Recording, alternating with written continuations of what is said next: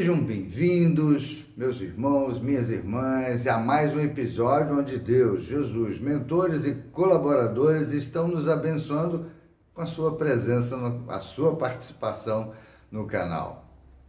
É desejo nosso que você, que ainda não se inscreveu no canal, que o faça, deixe seu like, ou comente, ou escolha um assunto que possamos levar até você. Bacana?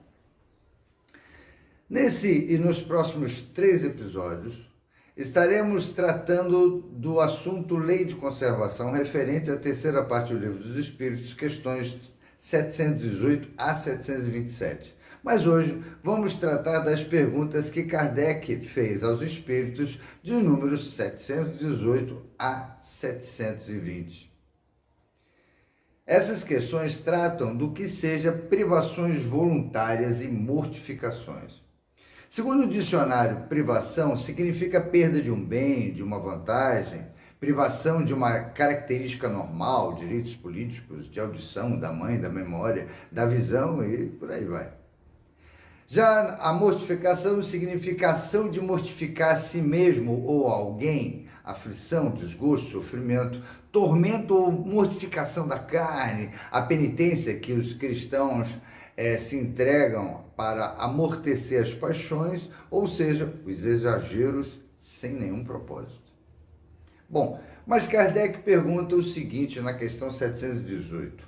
A lei de conservação obriga o homem a prover as necessidades do corpo? E a resposta é sim, porque sem força e saúde, impossível é o trabalho. Emmanuel, no livro A Justiça Divina, relata que honremos o posto de ação que fomos localizados. Diante da lei, não há serviço aviltante. As mãos que assinam decretos não vivem sem aquelas outras que preparam a mesa. O que importa, acima de tudo, fazer bem o que se deve fazer. E com isso vamos para a questão 719, com a seguinte pergunta: merece o homem procurar o bem-estar? A espiritualidade responde que é natural o desejo do bem-estar. Deus só proíbe o abuso, por ser contrário à conservação. Ele não condena a procura do bem-estar, desde que não seja seguido à custa de outrem, e não venha diminuir-vos nem as forças físicas, nem as forças morais. Emmanuel continua dizendo o seguinte: para que não retenhamos os valores que entesouramos, mas que o pão excessivo é o prato do vizinho em necessidade.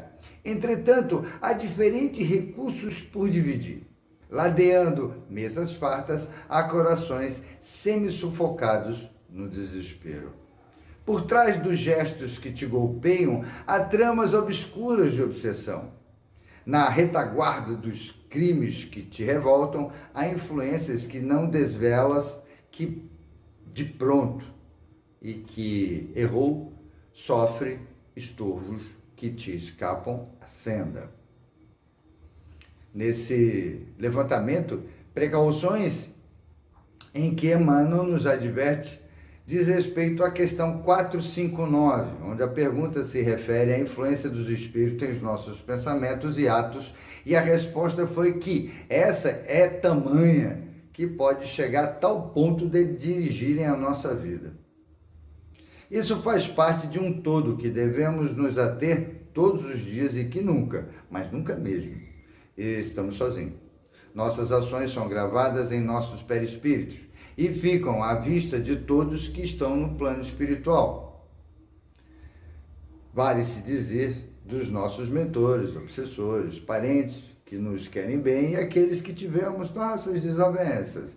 Nossos excessos promovem largos sulcos que receberão nossas sementes que serão colhidas aqui ou no pós-vida.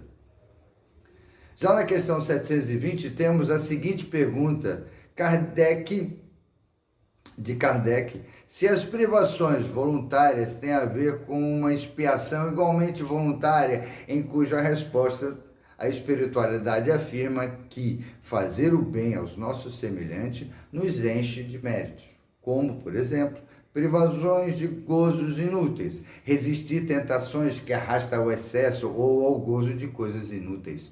Se a privação não passar de simulacro, será uma irrição, ou seja, imitação, cópia defeituosa ou mal feita dessa privação que será uma ação sem importância ou irrisória.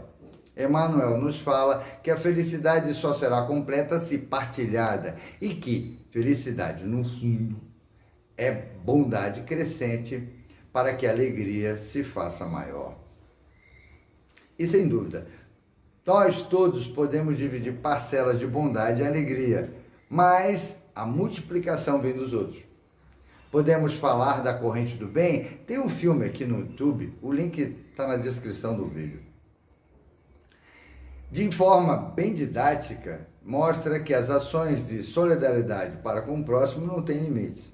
Nosso egoísmo, nossa vaidade, o nosso orgulho são fatores limitantes para tudo. A cada hora no relógio terrestre, nos fala Emmanuel, é um passo de tempo, nos impelindo às provas que necessitamos para o nosso porvir. Leon Denis nos fala que o pensamento é criador. Assim como o pensamento do Eterno projeta sem parar no espaço os germes dos seres e dos mundos, também do escritor, do orador, do poeta, do artista, faz brotar incessante florescência de ideias, de obras, de concepções que vão influenciar, impressionar para o bem ou para o mal, conforme sua natureza, a multidão humana. É por isso que a nossa missão dos obreiros do pensamento, que trabalham com a palavra, é ao mesmo tempo grande, temível e sagrada. Queridos irmãos e irmãs, com essas palavras convido a vocês a estarem aqui conosco no próximo episódio. Sou grato por cada like dado por amor ao nosso canal. Com as bênçãos de Deus, de Jesus, mentores e colaboradores desse trabalho, sigamos em paz e luz.